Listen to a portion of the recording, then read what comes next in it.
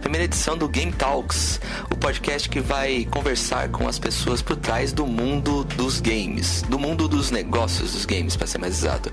Eu sou Anderson Costa, eu trabalho um pouco perto desse mercado já tem alguns anos.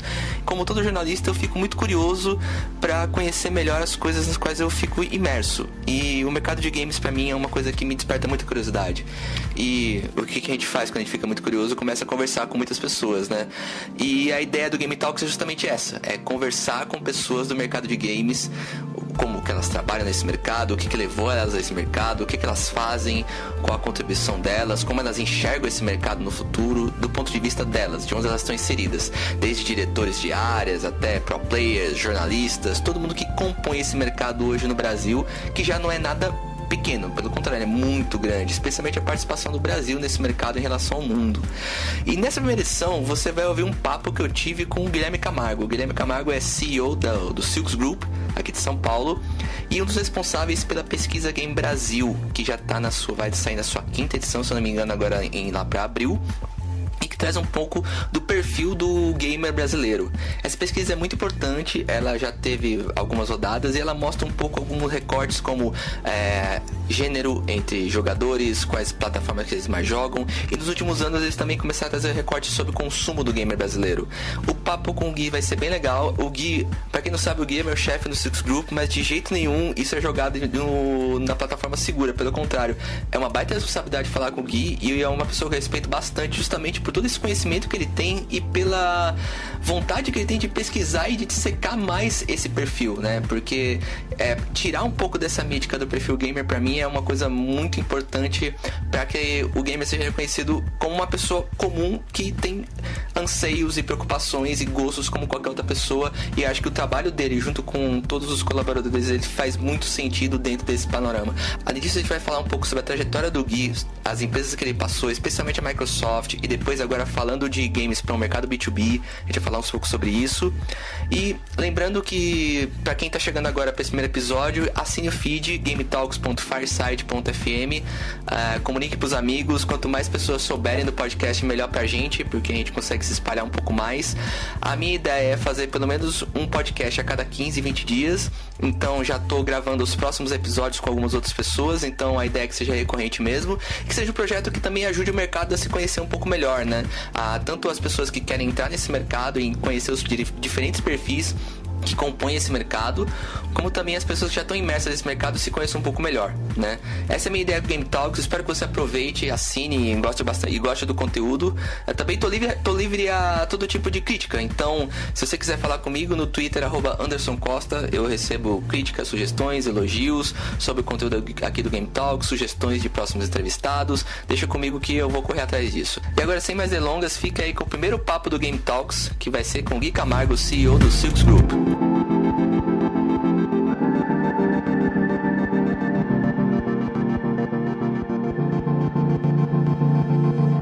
Primeiro, obrigado por ter aceitado esse convite pro primeiro episódio do Game Talks. É uma honra para mim poder conversar com você. E já para tirar esse elefante branco da sala, eu queria já para a primeira pergunta pra gente tirar isso da frente e para frente com o resto da pauta. Quando que o Street Bulldogs volta? Difícil, viu? Essa pergunta todos fazem e eu acho que não volta. Acho que fez história, foi um ótimo... temos ótimas histórias, recordações, várias recordações legais, mas eu acho que foi aquele tempo. Agora, nós ainda, somos muito amigos. Acho que a gente tem um grupo de WhatsApp que é bem ativo, né, em termos de piada, recordações de roubadas, mas a gente se diverte. Não sei, eu nunca diga nunca, mas eu diria que é improvável. Pra quem não sabe, Gui Camargo é baterista irmão do Street Bulldogs, ex-baterista do Street Bulldogs, as bandas seminais do hardcore paulista aí. Bom, tirado esse elefante da sala, vamos conversar um pouco sobre a sua carreira no marketing, né? Como é que você começa e como que você tem contato com esse mercado de games de início? Bom, eu sempre fui um gamer bem meia boca, amador, né? Eu tive contato logo com meus primos jogavam bastante o Telejogo 2, que era da Philco. Eu tive outros primos que tinham um Atari, mas talvez acho que meu primeiro videogame mesmo foi um Phantom System. A gente tá lá quase igual, então. Em termos de entretenimento, o game foi muito importante na minha infância / adolescência, mas talvez a música tenha sido o grande chamariz em termos de paixão, em termos de... Se tivesse que escolher um entretenimento, para mim a música sempre foi e continua sendo talvez o meu maior ponto de referência. Os games... O que mais me encantou nos games, eu sou publicitário, né? Eu comecei minha carreira trabalhando na Diageo, fui trainee, estagiário, gerente de produto de bebida alcoólica. Eu fui para a Microsoft e acho que, se não me engano, em 2000 ou 2001 eu fui para minha primeira E3. E na E3 meio que acendeu talvez uma chama, onde eu via aquelas filas enormes, né? Ainda mais a E3 naquela época, ainda se tinha toda aquela questão como hoje é a BGS, ter aquelas filas de X horas para você testar 5 minutos, né? Depois a feira acabou mudando, ganhando talvez outro perfil. Mas no primeiro ano que eu fui, o impacto que os games causavam nas pessoas talvez tenha me despertado essa paixão de, como é que eu consigo entender essa química entre jogos e pessoas? E aí para mim começou a despertar a outra questão, né? Que não existia o nome, mas hoje a gente fala de gamificação, que é como é que eu uso essas técnicas para outras coisas que não entretenimento. Então eu diria que a minha paixão por games está muito mais no que ela traz para as pessoas em termos de benefício, em termos de momento de micro TED e tudo mais, do que efetivamente eu como gamer, né? Eu acho que eu nunca me botei... eu jogo muito pouco, talvez agora eu jogue um pouquinho mais por conta de filhos, mas nunca foi minha primeira fonte de entretenimento jogar. Que ano que foi essa E3, Gui? Foi 2000 ou 2001, eu não lembro ao certo. Eu entrei, acho que no Microsoft em 2000, provavelmente foi 2001. Foi quando eu acho que lançou o Xbox, o Caixa Preta. O Caixa Preta.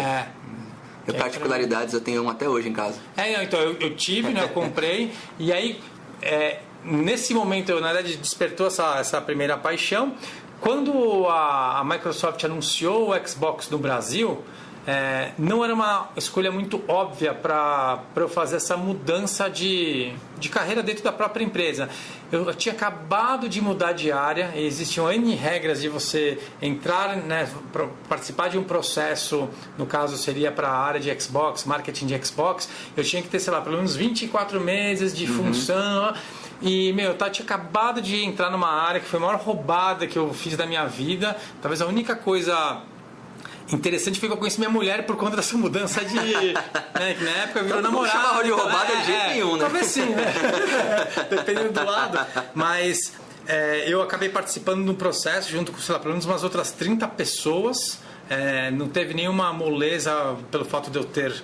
por ser da Microsoft, inclusive tinham várias outras pessoas de várias outras áreas concorrendo, e aí para mim eu tive talvez a sorte e a competência de pegar esse início, né, desde todas as pedradas de seu produto ser importado, custar R$3.000, viver o True Red Lights de perto, depois a fabricação local. Então essa minha escola dentro da Microsoft e Xbox sempre foi meio que um bicho muito à parte de toda a burocracia, ou talvez de uma grande companhia, porque você tinha relação direta com os estúdios, com os VPs, né? Era uma estrutura vertical que não respondia para o Brasil necessariamente, respondia para fora. Depois eu fui vivendo essas mudanças, esses tempos de mudança, né? De comportamento do consumidor e mesmo desse crescimento desse mundo de games, de público masculino e performance, para virar um negócio extremamente popular, E vocês pegam um desafio bem forte naquela época, que é a fabricação do Xbox no Brasil, né? Que naquele cenário você tinha algumas licenças de videogames sendo feitas aqui, algumas fabricantes estão pegando licenças vindo para cá, mas na época a Microsoft já tinha sede aqui, anunciar a fabricação, isso era um negócio bem grande para a época. Era, e continua sendo, até, se eu não me engano, hoje não existe mais fabricação de videogame de última geração, mas foi a primeira planta fora da China que a Microsoft instalou aqui no Brasil. Isso por questão burocrática, não faz sentido, né, você não ter uma fabricação aqui de um produto de tecnologia, até porque a tecnologia muda muito rápido, né? Então todo investimento ele tem que ser feito meio que a médio e longo prazo. Então essa foi uma aposta da Microsoft, né? No caso foi a 7ª geração, foi o Xbox 360, o que fez que barateou o custo, teve toda essa acessibilidade, teve um pouco desse lance bem passional. patriotismo, de puta, a Microsoft lança, né? E lembrando que, a Microsoft, dentro desse universo de games, ela sempre foi o patinho feio, né? Xbox 360, o PlayStation sempre foi sinônimo de categoria aqui no Brasil. Então você joga o quê? Eu jogo PlayStation. Chegar uma marca que era uma marca a mais nova comparado com Nintendo e Sony, chegar e impor um ritmo do mercado e falar, mano, essa é a nova ordem mundial aqui, meus amigos. Se vocês não quiserem perder mercado, me acompanhem. Sei lá quantos anos a Sony demorou para acompanhar a gente. Eu lembro que meu último mês de Microsoft, em termos de market share, nós tínhamos 90% de market share. Né, isso há, 6 anos atrás, 7 anos atrás. Então, valeu todo o esforço de fazer essa movimentação, né? Eu não sei o quanto isso hoje é legado ou não, porque eu vejo que as coisas desandaram, a gente voltou quase uma década para trás em termos de preço, de facilidade ao consumidor, desse mercado, mas para mim foi assim, talvez uma das grandes escolas que eu fiz durante a minha vida, desde ter pessoas muito boas, próximas de mim, dando coaching, aprendendo esse tipo de coisa, até acho que talvez as conquistas.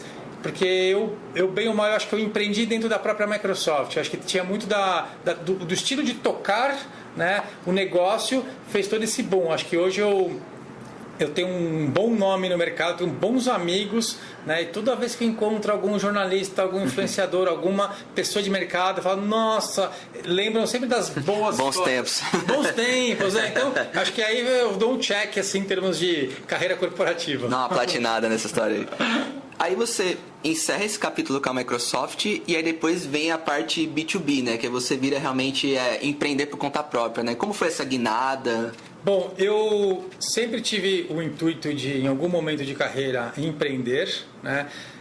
Eu conheço o Felipe, né, que é um dos fundadores aqui da Silks, e o Calisto também, desde que nós éramos crianças / adolescentes, então tinha uma história de praia, né? Nós tínhamos casa no mesmo condomínio em Ubatuba, e tem uma história engraçada, porque eu sempre fui mais do surf e eles eram mais da balada. Então a gente acabava se encontrando na praia muitas vezes no final da tarde, quando eu ia dar uma volta, e o Felipe tinha um hobbycat, né? Um barco, né? E sempre estava ele e o irmão dele empurrando para a praia, mas sempre faltava um braço, e eu era essa pessoa que estava sempre passando na frente da casa dele, e eles nunca me convidaram para andar de barco, mas eu empurrei muito o barco deles até a água. E aí a gente acabou desenvolvendo essa amizade, que sempre foi uma amizade mais voltada para verão, esse tipo de coisa. E eu lembro que o Felipe, o apelido dele era Bill Gates, sei lá, em 1900 e alguma coisa. Não consigo imaginar por quê. O cara sempre programou, sempre teve essa cabeça mais exata. E quando ele teve um site que era o olé.com.br, que foi vendida lá na bolha da internet, ele fundou a Silks com o Calisto, e nós vínhamos conversando desde, se não me engano, de 2001, 2002, né? A Silks foi prestadora de serviço na Microsoft em 2 projetos que eu desenvolvi com antipirataria e outras coisas de canal, e a gente acabou meio que fortalecendo na verdade, o Felipe sempre vinha pedir algum tipo de conselho, porque ele acabou de estagiário vendo empreendedor, ele não teve talvez essa bagagem do mundo corporativo. Então ele acabou crescendo a empresa até um certo nível, onde ele precisava talvez de uma outra pessoa para incluir um pouco mais de processo, um pouco mais de visão, e a gente veio num namoro de uns 2 anos de falar, vem pra cá, vem ser sócio. E eu estava num momento de carreira onde eu estava com... Meu filho tinha acabado de nascer. Eu lembro que nos 3 primeiros meses que meu filho nasceu, fiquei 15 dias em casa, porque era Seattle, Manaus, Miami, México. Nossa. Então foi uma decisão pessoal pensada, né? Eu abri mão, entre aspas, né, de uma carreira talvez que estava indo super bem. Eu tinha acabado de ganhar um prêmio lá na Microsoft, que era Gold Awards, Circle Awards. Fui para o Havaí com tudo pago, família, né, para os melhores talentos da empresa. Mas eu acho que chegou meu limite até onde eu gostaria de ir em termos de gerenciamento do meu próprio tempo e talvez da minha própria vontade de fazer as coisas acontecerem. Então aí meio que foi uma mudança radical, né? Então eu acabei topando o desafio, lembrando que eu nunca... nós tínhamos toda essa questão de conhecer o negócio um do outro, ter uma amizade, mas eu nunca tinha trabalhado, né, com o Felipe em algum projeto fora ele como fornecedor, né? Era uma coisa mais, né, puta, e agora, como vai ficar? E aí, depois de 7 anos, eu sempre penso, eu nunca me arrependi de ter feito essa decisão, né, de ter tomado essa decisão.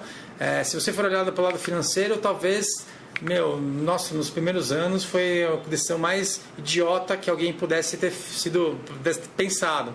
Mas eu acho que tem outras coisas na balança e hoje eu falo, eu nunca me arrependi de ter feito essa mudança e eu estou muito feliz onde eu estou, porque eu tenho uma relação muito boa com as pessoas aqui da Silks. A gente conseguiu continuar uma cultura de respeito, uma cultura de do it yourself, faça você mesmo, mas faça com respeito, uma cultura talvez de construção de equipe, de valores, e eu acho que aí vem uma consequência, né? Acho que a Silks ela começou muito voltada para essa parte de prestação de serviço. Eu queria que você explicasse um pouco até o que é a Silks hoje, para quem não conhece a Silks. Tá, a Silks, ela começou como uma prestadora de serviço voltada para esse mundo de desenvolvimento, né, desde a parte de games, parte de sistema. A Silks ela era quase como um tier intermediário entre o cliente e a agência, e ela era uma prestadora de serviço que muitas vezes prestava serviço para uma agência entregar para o seu cliente. E aí, com a minha entrada, a gente entrou um pouco mais nesse pé de comunicação, né, games, reforçando esse lado de DNA de tecnologia, né? A Silks hoje ela se posiciona como uma agência de consultoria digital voltada para tecnologia, comunicação, né, que envolve a parte de conteúdo e performance, onde hoje eu tenho as competências dentro da Silks para pensar numa ideia e executá-la até a ponta, né? Então eu tenho uma ideia de um aplicativo, eu tenho uma ideia de um site, eu tenho uma ideia de uma campanha, eu consigo fazer tudo in-house, né? Então essa é a parte de prestadora de serviço, né? Que a gente virou no final do ano passado, por conta de um empréstimo que nós recebemos do BNDES para desenvolvimento de propriedade intelectual. A gente acabou separando a empresa em um grupo, então virou Silks Group. A Silks continua como uma prestadora de serviço e nós criamos algumas marcas de alguns produtos, né? O Ludus Pro, que é a nossa plataforma gamificada. A gente tem o Movieplay, que é basicamente você usa uma tela para interagir, para fazer quiz, para ter essa parte de engajamento, né? Um produto voltado não só para eventos, cinema, mas também para treinamentos internos. A gente tem a pesquisa Game Brasil, que começou, né, eu comecei a dar aula na SPM a convite do professor Júlio em 2013, porque assim como talvez empiricamente eu tinha vislumbrado que talvez o game pudesse ser espinha dorsal de uma comunicação, a SPM também começou a abordar esse tipo de approach de por que não utilizar essa questão também para fins de comunicação. Então a gente montou um curso que começou como um curso de atualização em 2013, depois ele virou parte da grade da pós-graduação de marketing digital e a gente acabou desenvolvendo uma pesquisa, né? Eu comecei com o Lucas da Blend, pensando numa pesquisa, porque quando eu fui dar aula em 2013, não existiam dados do perfil de consumo, né, do Brasil. Nós tínhamos e ainda temos em algumas partes da nossa sociedade essa questão da visão que o gamer ele ainda é um adolescente que vai mal na escola, que não necessariamente ele é um cara sociável, ele é mais masculino do que feminino, e a pesquisa, que ela começou como uma pesquisa mais voltada para o mercado mobile, ela foi evoluindo e traçando o perfil, né, do gamer, que é o gamer que consome não só horas de entretenimento, mas também ele consome sabão em pó, ele vota em presidente, ele tem ele consome carros, né, ele está preocupado com outras coisas que não só apenas o jogar, e a gente começou a crescer essa pesquisa, né? Hoje ela é uma referência não só no Brasil, mas na América Latina, e a gente cada vez mais está evoluindo, né, essa questão de o que é gamer, o que você se considera, né, como um gamer, é o tempo, quais as plataformas que as pessoas utilizam, esses fenômenos como foi Pokémon GO, como está sendo Fortnite, e a gente acabou criando a Pesquisa Game Brasil como uma marca. Então essa é uma primeira, mais uma marca aí da Silks Group, voltada para esse tipo de report, né, que nós não só lançamos anualmente, mas trimestralmente sempre tem algum tipo de update, né, voltado para pais e filhos, né, homens versus mulheres em termos de perfis.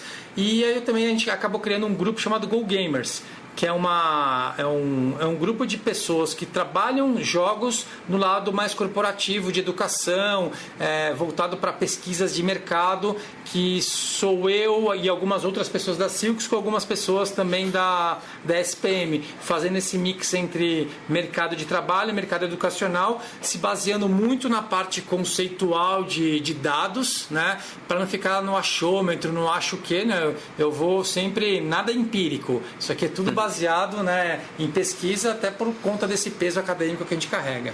Eu vou voltar um pouco na PGB, eu queria falar um pouco mais dos detalhamentos dela, mas eu queria entender como é que o Guilherme, que estava focado em construir para o consumidor final, sai para construir para o consumidor B2B, para empresas, né? Como você percebeu essa mudança? Você teve dificuldade de se adaptar?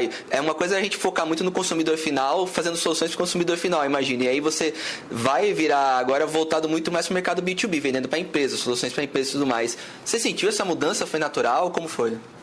Para mim foi natural. Por conta, talvez, da minha vivência com N agências que passaram pela minha vida em termos de prestadoras de serviços. Então, assim, talvez o foco sempre foi, né, o consumidor final ou a ação final. E mesmo aqui na Silks, desde o início, mesmo você trabalhando com uma corporação, né, seja a pessoa, uma área de RH, por exemplo, o consumidor final daquela área era um funcionário. Então, você acaba meio que sempre tentando buscar as dores, né, do consumidor, seja ele o consumidor corporativo, né, e não só talvez como eu nunca imaginei o prestador de serviço como eu recebi alguma coisa e estou só executando aquele pedacinho. Na verdade, toda vez que vem um briefing, você tem essa questão de você tem que resolver um problema que está na ponta. Se a ponta é serviço, produto, consumidor, isso para mim não importa. Então, mesmo quando como eu estava na Microsoft, né, que nosso foco sempre foi consumidor, né, mas eu tinha tinha várias agências que faziam pleiteava algum tipo de ideia, algum tipo de ação para facilitar. Na verdade, aqui na Silks, eu sou esse facilitador, mas eu sempre fiz parte dessa cadeia, começo e meio e fim. Talvez eu não seja o decisor se é branco ou se é preto, a cor, mas eu posso influenciar e eu tenho a obrigação de levar para o meu cliente final, né, no caso de serviços, olha, a minha sugestão é branco por conta disso ou preto por conta disso. Então é um pouco desse tipo de coisa. Mas em termos de linha do tempo, eu talvez esteja mais no meio nessa cadeia produtiva, eu estou mais no meio da cadeia, mas eu faço parte desse começo, meio e fim. O mercado ainda está evoluindo para falar de gamificação quando se fala de B2B, né? Eu tive acesso a alguns dados recentemente sobre pesquisas de EAD. É visível e notório que a inclusão de gamificação em coisas de EAD ainda é pouca. Tem muito, o método de online já evoluiu, já é realidade nas empresas, mas a gamificação ainda nem tanto. Como você enxerga isso nos próximos anos? As empresas vão olhar mais para a gamificação para resolver essas questões de aprendizados internos, questão de resolução de problemas, times? Como você vê isso? Bom, eu tenho a minha seguinte opinião. A gamificação ela não é um modismo, ela veio para ficar. Mas ela passou por talvez como o esporte está passando agora neste momento. Então, quando você traz um termo novo, uma metodologia nova, né? Sempre tem a parte desde os oportunistas de mercado e até a parte de awareness. A gente cansou de fazer apresentações onde as pessoas achavam que gamificação eram mini-jogos. Põe um mini-jogo que resolve, né? Então, não, é outro tipo de metodologia, um outro tipo de olhar, né? Para gamificação. Você pode até ter mini-jogos, mas você gamificação não é mini-jogo. Não é só isso, né? Usar a técnica, toda essa questão, né? de mapeamento de metodologia do porquê que o game, né, consegue ter essa química com o consumidor final. Então, esse talvez foi o primeiro desafio, onde eu tenho que criar esse awareness do que é, explicar para as empresas, para o consumidor, para o que é isso, né? Para depois as pessoas começarem a entender o para quê, né? O porquê resolveria ter isso, facilitaria ter isso numa grande corporação. Quando você vai para uma grande corporação, você começa a esbarrar em outro problema. As empresas, especialmente as multinacionais, elas investiram muito em plataformas plataforma chamada LMS, que são as plataformas que a gente brinca que é o famoso PowerPoint, que você vai dando next, next, next, depois que você responde o quiz. Isso não é uma gamificação, isso é um sistema de e-learning, mas falta um pouco do storytelling, de você fazer parte daquele contexto, de ter uma caminhada, uma jornada do herói dentro desse contexto. Então hoje, eu acho que a gente conseguiu resolver parte dessa questão de awareness, mas você ainda esbarra um pouco com os grandes investimentos que as empresas fizeram, né, versus o investimento que é efetivamente ter um conteúdo, criar uma nova plataforma. Eu diria que a gente é um upgrade, né, talvez uma evolução de uma plataforma de LMS, mas eu diria que assim, em termos de interesse, em termos de oportunidades de mercado que nós temos, ela continua talvez sendo o pão quente, porque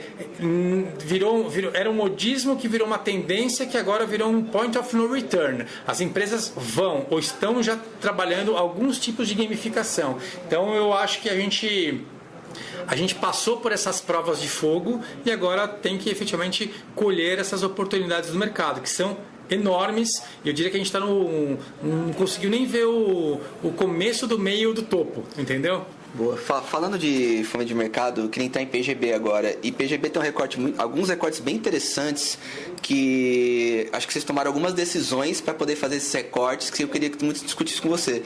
Uma delas é a inclusão de games mobile, né? Se a gente fala de games como um todo, tá na cabeça de todo mundo o console ou PC. Quando vocês fazem essa mudança e começam a colocar games mobile, eu não sei se isso foi desde o começo da primeira versão da pesquisa ou se isso foi aos poucos, mas como que isso mudou a mentalidade não só para vocês entenderem o que era esse perfil, porque imagino que teve muita mudança quando o mobile veio, quanto também para o mercado para entender esses resultados?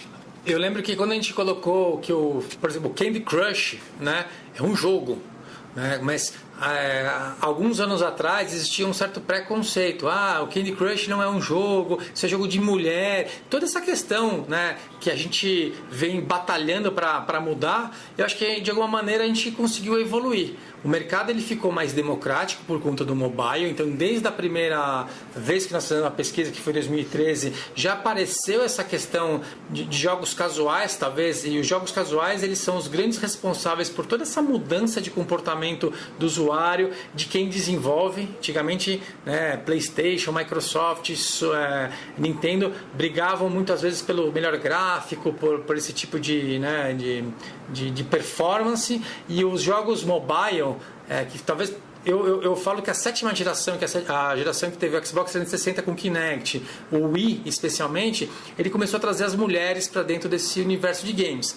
Então, jogos como Just Dance, jogos como Rock Band, Guitar Hero, eram jogos casuais, né, que começavam a trazer talvez as namoradas, mães, irmãs para esse universo de jogos. Então, a gente cansou de fazer alguns eventos onde esses jogos que teoricamente eram jogos, entre aspas, mais simples, né? E o Kinect, eu lembro que o fato de você não precisar do controle ou apertar botão, ele começava a atrair um público diferente, né? Talvez não o público mais hardcore, preocupado talvez com os gráficos de Gears of War. E talvez o mundo de videogame tenha ajudado, né, a despertar essa paixão, especialmente no sexo feminino, que era um target novo. Então eu basicamente dobrei o target, né, em termos de potencial de mercado. Porque não era mais uma impressão, era uma percepção concreta, né? Era uma percepção concreta. E aí, para mim, quando veio o Orkut, Facebook, com aqueles jogos Fazendinha, onde foi um sucesso, né, em termos de mecânica, onde você usava 5, 10, 15 minutos, tinha toda a questão colaborativa. Isso foi um fenômeno de sucesso, especialmente no sexo feminino. Então eu acho que as mulheres foram, entre aspas, mordidas pelo bicho dos games, né, por conta da sétima geração, né, de Wii, Xbox, Kinect, e acho que talvez o Facebook, especialmente o Orkut, fez uma forma de amarrar esse tipo de mecânica mais casual e fácil, de você sair jogando, já sai ganhando, né? Onde você não precisa de um tutorial ou apertar N botões, e faltava uma plataforma. A plataforma mobile acabou facilitando isso para que as mulheres fizessem parte talvez desse grande universo. E por conta dos jogos mobile, o mercado de games, desde quem desenvolve, teve que se reinventar e ele abriu N possibilidades, né? Hoje a gente pode lançar games não tendo um orçamento de 200 milhões para desenvolver um jogo, entendeu? Sim. Acho que esse acabou democratizando e popularizando essa vertente. O que você falou da parte de inclusão por conta do smartphone, eu acho que foi onde a coisa ficou um pouco mais democrática como um todo, né? Porque mulheres já jogavam no PC, jogavam no videogame, mas acho que o próprio fator masculino envolvido nos games não era tão permissivo com a entrada das meninas, né? Eu acho que quando as coisas ficam mais casuais, as meninas ganham mais oportunidade de entrar em jogos, especialmente MOBAs, especialmente jogos online, assim, fica, é como a gente falou, deixa essa impressão, vira uma percepção, né? A mulher joga como homem e ok, entendeu? Ok, é isso aí. E assim, a gente tá falando de uma década para trás, a gente tá falando de, sabe, 2000 e alguma coisa, 2004, 2006, então tem muita coisa ainda a ser para evoluir, mas acho que essa última década foi uma década muito vitoriosa para o mundo de games, né? Ainda tem muita questão de preconceito, muita questão a ser vencida, mas talvez uma das grandes coisas que eu acho que é o mais interessante eu nunca tive a oportunidade de jogar com meu pai, talvez porque era a geração que sempre acabou olhando o game pelo lado mais pejorativo, né? A minha geração, quem tem 30, 40 anos hoje, já forma a família e teoricamente o game já vai fazer parte da cultura. Então, sim, jogar com o filho, né? A própria pesquisa Game Brasil, quase 90% das pessoas, 86% das pessoas jogam com seus filhos. Então, o game deixa de ser um negócio meio que underground dentro da sua própria casa. Uma experiência solitária, exatamente, né? E começa a fazer uma parte mais da família mesmo, né? A gente vai assistir um filme no Netflix ou a gente vai jogar um jogo no Xbox. Começa a ter um pouco mais dessa figura do entretenimento familiar. Então, eu acho que mais uma década, provavelmente, você não vai ter mais nenhum tipo de restrição, né, o jogo dentro desse crescimento. De toda a questão de preocupação de pais com quem joga, tempo que joga, qual o tipo de jogo que está sendo jogado, mas acho que isso com o tempo vai minimizar e vai cada vez mais fazer parte do nosso dia a dia. Eu me lembro quando eu comecei a observar a repercussão da imprensa da PGB e quando começou a aparecer muito notório, inclusive acho que isso era muito destacado nas matérias e tudo mais, o dado sobre o recorte de mulheres ser o público maior do que os homens, 58,9%, segundo a última PGB. E aí eu vi que os eventos que eu ia, as notícias que eu lia, tinha muito rage, tinha muitas pessoas bravas com esse dado, né? Não, vocês estão colocando mobile, lógico que vai ter esse dado, mas se pegar o recorte só de console é outro, enfim. Como vocês lidaram com essa repercussão? Porque eu imagino que a PGB, que era uma pesquisa voltada para fomentar o mercado e para explicar para as pessoas o perfil de consumo, passou a ter um aspecto muito maior, começou a discutir com o gamer propriamente dito e gerar um pouco de identificação naquilo, né? Eu sou ou não sou esse tipo de consumo? Como vocês lidaram com isso? Olha, eu vou falar que toda vez que a gente... É engraçado que a gente fez vários recortes da pesquisa e esse talvez tenha sido o né, o headline mais colocado mesmo, que mulheres superam homens. E já, desde 2015, as mulheres já são a maioria, seja por questão demográfica mesmo, questão Brasil, né, que hoje as mulheres já são maioria em termos numéricas, mas o mobile, ele é game, né, ele tem que ser considerado. E existem os recortes. Quando você olha a população como um todo, as mulheres, elas são maioria. Se você pega um recorte, vou pegar só console, videogame, ele tem um perfil mais masculino. Então você consegue ter, de acordo com um recorte, né, a real situação do mercado brasileiro. É que muitas vezes as pessoas têm preguiça ou de ler a notícia, né, então já acabam concluindo. Mas a gente tem todo esse recorte e nada como ter acesso aos dados. E mesmo assim, a gente já está, vamos entrar no nosso 7º ano fazendo a pesquisa Game Brasil. Então a gente começa a ter cada vez mais dados e mais informação para poder dividir. Inclusive, o que é ser gamer? Né? Essa é uma das discussões que a gente tem nos últimos 2 anos. E o gamer não é porque eu jogo 12 horas por dia que eu sou gamer. O fator tempo ele não pode ser predominante, porque talvez uma pessoa casada que adore jogar, ou casada com filhos, tenha menos, ou que esteja trabalhando, jogue menos, né, tempo do que gostaria, mas se ela tiver 1 hora de entretenimento naquele dia, ela vai optar por jogar. Então talvez o principal fator que ela escolha como entretenimento a caracteriza como gamer. Talvez a pessoa que joga em mobile, eu jogo 3 horas por dia, mas eu jogo porque eu tô no metrô, mas eu preferiria ir ao cinema, eu prefiro ir pra balada. Então essa pessoa talvez, ela com o tempo, ela jogue tanto quanto um hardcore gamer, mas não é a primeira opção de entretenimento dela. Então eu acho que esse é o lance do gamer casual versus eu sim me considero um gamer. Eu olho, né, as pessoas que consomem, eu gosto muito de comparar com a questão do mundo do rock, né? Que é aquela coisa, eu sou roqueiro, porque eu vejo todo aquele circuito, né, das bandas, dos shows, eu olho para aquilo e me identifico com aquilo. O gamer também. Eu acho que o gamer, além de ser, olha, meu principal, ou uma das principais formas de entretenimento é jogar, mas eu gosto da cultura gamer, eu gosto dos fóruns de discussão, eu gosto dos eventos, eu gosto das histórias dos personagens. Eu acho que é aí que vai trazer esse cara é gamer, essa pessoa não é gamer, ele é o gamer casual. Aí começam as outras divisões, né, de hardcore gamer, a gamer casual ou não gamer. Quantas pessoas na pesquisa falam, eu não jogo, mas você vai desenvolvendo, não, eu baixei 3 jogos no mês passado. Então, ela não se considera gamer, mas ela no final de contas ela joga. Então é um pouco dessa... No final das contas, talvez a gente não chegue num padrão estabelecido de tempo, de comportamento, né? Talvez a gente chegue simplesmente quando a pessoa joga e está imersa nesse mundo de alguma forma, né? É isso aí. Acho que se identificar com a cultura, né? Você gosta de futebol? Eu gosto. Torço pro São Paulo. Qual que foi a última vez que foi pro estádio? Nossa, faz tempo, né? Então, eu acho que existem N tamanhos de torcedores em termos, né? Eu sofro com o time, inclusive estou sofrendo bastante ultimamente.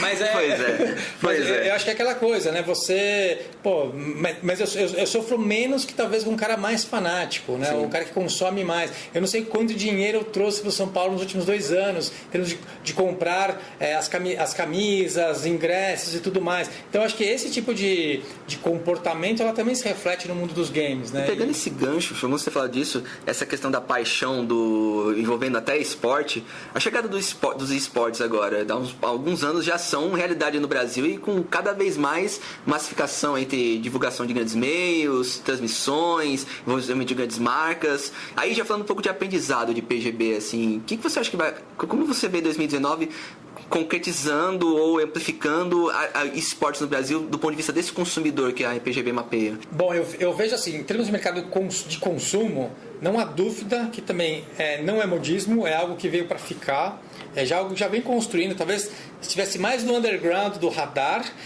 e crescer muito rápido. Quando você vê uma Sport TV ou uma ESPN entrando nesse mundo de cobertura, tendo os acessos que eles têm, né? E por mais que seja um sucesso no YouTube, ainda tem talvez o reconhecimento de ir para a televisão, né? Paga ou já tem reality show, já tem reality show de jogo mobile de esportes. Então já tá. Já virou. Então eu acho que esse crescimento foi muito rápido também. Foi coisa de 3, 4 anos para virar o que virou. Eu vejo talvez uma carência das empresas de falar, preciso me aproximar dessa galera, e não necessariamente eles conversam, sabem como. Então às vezes é mais fácil fazer um patrocínio, não entra muito no core do conteúdo. Eu tenho dinheiro, eu vou pagar um patrocínio e vou teoricamente aparecer lá. Eu quero ver assim, talvez as marcas que conseguirem identificar o que os consumidores gamers voltados para esportes consomem em termos de conteúdo, talvez a chance delas se darem bem em termos de médio e longo prazo é maior, né? Porque senão você vai ficar só naquela questão de awareness, de botar dinheiro, mas não necessariamente falar a mesma linguagem. Então talvez é o mundo cruel, quem tiver mais dinheiro, né, talvez num primeiro momento consiga. E o que eu vejo existe uma carência, né, de como se posicionar, e as próprias empresas aqui faltam pessoas que consigam fazer essa ponte entre as marcas, né, os times ou esses campeonatos. Acho que a gente está começando a estruturar uma casca, um mercado, né? Um mercado que dê suporte a toda essa... como todo início de mercado, tem um monte de gente que se posiciona como expert, que não necessariamente tem essa vivência, e aí eu acho que só o tempo vai vai talvez concluir, né, o futuro, né, de quão rápido vai ser essa ascensão do esportes. Mas também é outro point of no return, né? O esportes veio não só para ficar, né? E foi engraçado que eu lembro de duas coisas. Quando o Ronaldo, né, anunciou a compra, né, de um time, e o próprio Neymar, quando ele mostrou, né, o Counter-Strike, a Lan House que ele tinha, né? Então foram algumas coisas que você vê o poder desses caras midiáticos, né? Que aí, se por acaso um Ronaldo, um Neymar estão investindo neste mercado, seja como consumidor, como empresário, aí os olhos acabam, né, ficando para a mídia em geral. Mas quem convive com game, sabe que talvez era uma paixão que a gente ia fazer isso nas nossas próprias casas, na casa dos amigos. Agora se profissionalizou, você consegue ganhar dinheiro. Talvez se meus filhos forem para o esportes, talvez tenham mais futuro do que no esporte offline. E tem um fenômeno legal que assim, eu não me interesso em jogar os jogos de esportes, mas eu me interesso muito em assistir os jogos de esportes, os campeonatos de esportes. Então eu não sou o cara que vai jogar um League of Legends ou Counter-Strike, mas eu adoro ver os campeonatos, eu adoro ver as partidas. No meu ponto de vista do esporte, tipo, eu não sou futebolista de jogar, mas eu adoro ver o campeonato. É isso aí. Então, desse ponto de vista, assim, o potencial é gigantesco, né? É gigantesco, e é bem democrático, né? Eu acho que ele também tem essa... da mesma maneira que a gente, como futebol offline, né? A gente ligou a televisão, você está assistindo, mesmo você não conhecendo todas as regras, que você pega o League of Legends, eu tenho até um pouco de dificuldade de assistir League of Legends, porque ele já é um pouco mais denso, né? As jogadas são rápidas, os comentaristas, mas de alguma maneira você consegue prender a atenção. E eu nunca joguei assim, eu já joguei League of Legends, mas nem de longe é um jogo que me atrai como jogador, mas assistir, né, ver o tipo de estratégia que o time acaba optando tem uma certa chama atenção, mesmo para quem não joga aquele tipo de jogo. E Gui, pra gente fechar, aprendizados que vocês tiram da PGB e um pouco de evolução para 2019, assim, aplicações que vocês veem no futuro, o que a gente pode esperar dessa nova versão para 2019? Bom, tá indo, a versão de 2019 já está indo para o campo agora, daqui a 2 semanas. A gente tem toda essa questão da própria evolução, né? A gente sempre fala de mobile, PC. Eu queria entrar muito nesse mundo do Fortnite, porque o Fortnite, há 1 ano atrás, ele não existia em termos midiáticos, em termos de base instalada, nessa proporção que hoje... Foi muito rápido, né? Foi muito rápido. Então, entender o quanto que isso acabou... eu lembro do Pokémon GO, que nós vimos esse fenômeno, né, midiático, em termos até de receita, o quanto que movimentou o mercado mobile na época, em termos de... as pessoas acabavam comprando para consumindo. Então, eu acho que entender bem essa questão do Fortnite, e para mim uma das coisas que mais me interessa, né, que nós fizemos a primeira versão agora em 2018, é a relação marcas e gamers. Que não necessariamente eu vou falar, eu gosto de Coca-Cola, qual marca faz parte do seu time.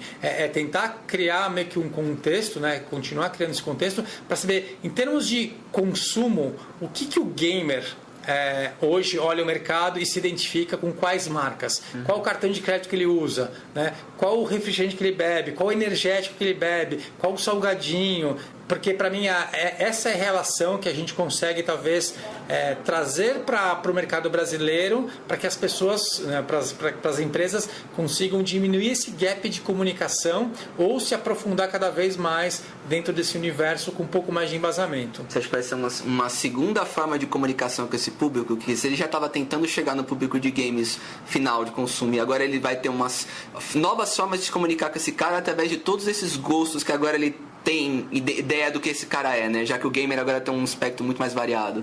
Exatamente. Eu até brinco que na eleição passada, né, de presidente, governador, deputados e tudo mais, eu não vi nenhum candidato se posicionando pró-games. E, poxa, olha a base de gamers que nós temos. Tudo bem, talvez eu não sei nem se alguém tem o embasamento para se posicionar, mas mesmo marketeiramente, alguém poderia se posicionar. Eu vou lutar em prol dos games, né? Se você contar aquele game do Bolsonaro na Steam, talvez seja alguma coisa, mas exatamente, assim, ainda é um mercado, né, underground no mundo mais politicamente corporativo, né? Ainda falta esse tipo de refinamento.